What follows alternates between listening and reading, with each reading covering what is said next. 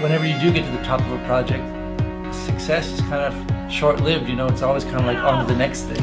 When we get to one level, we realize that, well, we're actually capable of doing much more than that. Sterling is by far the best rope out there.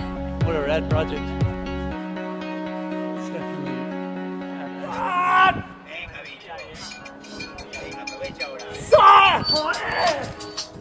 People come and ask me, like, is there any tips you can give me to get better? And pretty much what I tell them is just climb as much as possible and enjoy it as much as possible, right? And then the rest of the stuff kind of takes care of itself.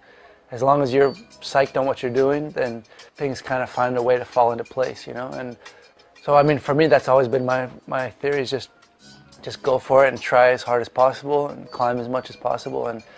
But obviously there's a lot of different things that make success happen, you know? It's like, you know, the right conditions, the right finger strength, endurance, and mental focus and technique. I think they all play a really important role.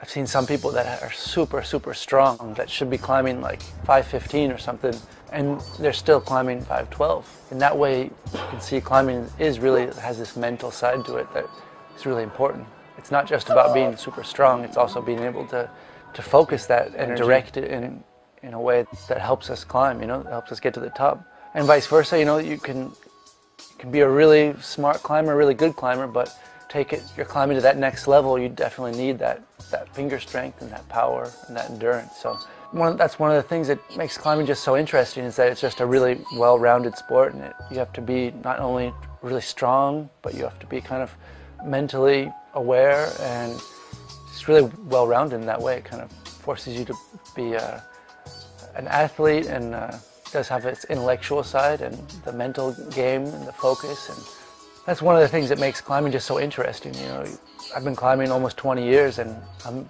just as excited as ever about it. I know people that have been climbing 40 years and they're just as excited, and I think it's one of those sports that it never gets old, and every route we do is totally different and unique, and every place we go is totally different and unique. So it's pretty cool in that way. It's if you compare it to like a basketball court or something, I'm sure that has its own set of variations and everything, but everywhere you go in the world, the lines are the same. The hoop is at the same height, whereas climbing, you can go deepwater soloing in Mallorca, or you can go crack climbing in Yosemite, or you can go bouldering in Fontainebleau, and everywhere is totally different and unique, and it's kind of totally different experience. So I think it's just kind of unlimited amount of variations and, you know, different kind of experiences. True lifestyle, sport, lifelong activity. I don't know if you could even call it a sport, really. It's just this activity that we do and happens to be athletic. Certainly it's very, very fun and rewarding, you know, just to be able to, when you see people go on trips and doing the typical tourist thing and going to the museums and, you know, not really knowing what to do when they go on a trip, you know.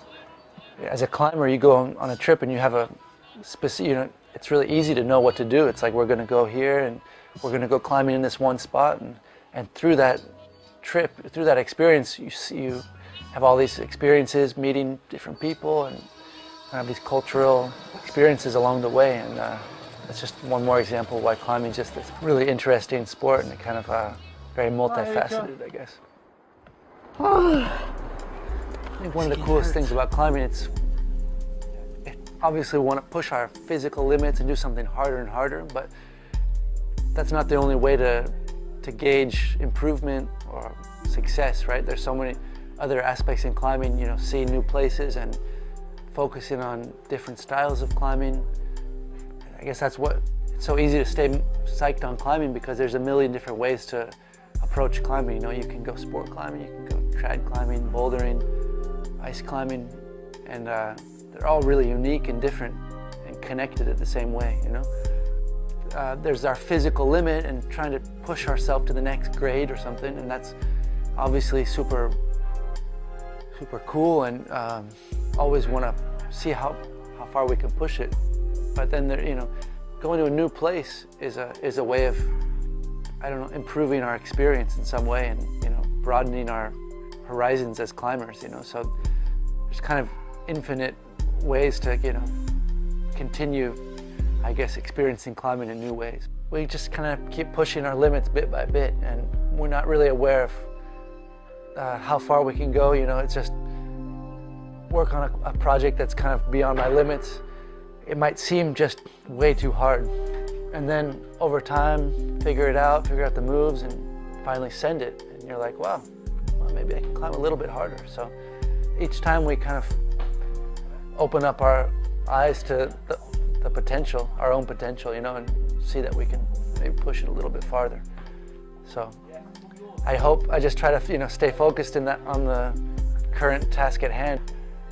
Yeah, I get scared all the time climbing, and I think it's just that, you know, you got to calculate things and take calculated risks at certain points, you know, but I think it's really true as far as getting hurt or having accidents, you know. It always does seem to happen when we're kind of not really paying attention or when we're not scared. So sometimes that fear kind of keeps us in check and keeps us on track and keeps us safe, for sure. You know, there's times we have to really listen to that, and then there's those moments when trying to send our project and you kind of just have to push through sometimes when you're on you have to skip a couple of clips, and you know, I think sometimes also you just have to take the fall sometimes and prove to yourself that it's actually safer than it looks. So, you know, when you're on a boulder problem and you can't quite commit 100%, you know, sometimes I'll just jump up and touch the hold and take the fall, and then after that I'm like, oh, it was actually okay, I can maybe go for it a little bit harder, and the next time I feel a little freer to just go for it 100%. But I definitely get scared and deal with that like everyone else, I guess. And I guess it's just one of the things that makes climbing interesting. You know, if it wasn't scary, right, it wouldn't be as fun. I mean, I think for sure climbing's the funnest activity I've ever done, but there's definitely days when I don't really feel like climbing, and there's been moments in my life when I was, you know, psyched to do something else. And I think climbing is this lifelong pursuit, and it's normal that there's moments when we're not as excited about it. And in that way, there's time, you know, throughout our life to experience different things, and also, you know, continue our love for climbing. But I think it's really important to follow our motivation and not force ourselves to go climbing just because we feel like we have to. You know, climbing something, it's not so profound like we're finding a cure to cancer or something. We're climbing because it makes us feel good, and if there's some moment that it doesn't feel good to climb, well, really, what's the point, right? And obviously, you know, if we're training, we have to push through certain barriers. It's kind of a different story, but I've always had this kind of long-term approach, and I just want to continue climbing for the rest of my life. And climbing needs to be this fun thing, and that's always been my motivation. And it's just being inspired and being motivated by the climbs I see. And it's really hard for me if I'm not inspired. If I try like a 511, I might fall off because it's just kind of like, you know, what am I doing up here? You know, it doesn't really make sense if you're not inspired. So I try to, you know, I climb when I feel inspired, and that happens to be a lot of the time. But I guess, yeah, it's no big deal if you're not. You know, it'll come back again. One of the hard things for me is you really have, you know, although we have endless motivation, we just want to be able to climb everything. In reality, it's not possible, and we just have to focus our energy on certain projects. And it's really easy to get kind of scattered and start trying a million different projects, and then a year goes by and you don't do a single one of them because, you know, your energy is just too scattered. So, you know, especially where I live in Spain, there's so many amazing cliffs, and it's kind of overwhelming. You don't know where to start, and you don't know where to finish. It's just kind of, you can literally try a different route every day, and there's so many cool things to try. So that's such a great thing, but it can be an obstacle at the same time. So you have to learn to like focus your energy and pick and choose the lines that are really important, because otherwise it's not possible to do everything. I mean, everyone has their own style, right? But I have a lot of different routes I work on at the same time. I think just for my motivation and for staying in shape, it works really good working on different routes and staying psyched, not getting like bogged down in one route, falling in the same place over and over again. But at the same time, when I start getting closer to a route, it's kind of like time to focus and focus on one of them. So, you know, at the beginning of the season, I'll be working on lots of different routes and just trying to, you know, just playing around and having fun. I mean, that's for me the funnest thing, just trying different routes and trying new hard routes and figuring out the sequences and bolting new lines. But when I have that feeling like I could be pretty close to doing this route, well, then it's time to kind of focus my energy. And even still, though, it's important to mix it up, because for me, my way of training is just trying my projects. So through working on these really hard routes over and over again, and climbing day in, day out, it's a way of training. You're kind of beating yourself down and trying all these routes that are at your limit, and it kind of naturally makes you a better climber.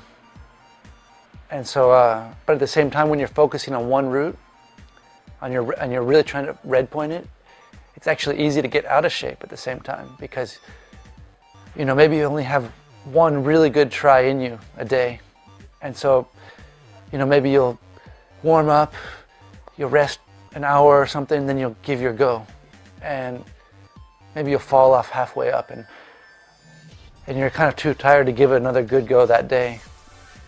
But you think, well, maybe I'll rest the rest of the day and I can try tomorrow, and the same thing happens. So you, in the end, like in 2 days, you just tried like 2 half routes or something like that, and so it's easy in that process to get out of shape. So I think it's good to mix it up, and maybe have a couple of days when you're really focused on your projects, and then some days when you just go out and climb and work random things, or just climb whatever you want. So kind of mix the serious side and the playful side, and find time to do both simultaneously. It's pretty important, so you can continue improving and maintain your fitness, and at the same time kind of focus and try to get something done. So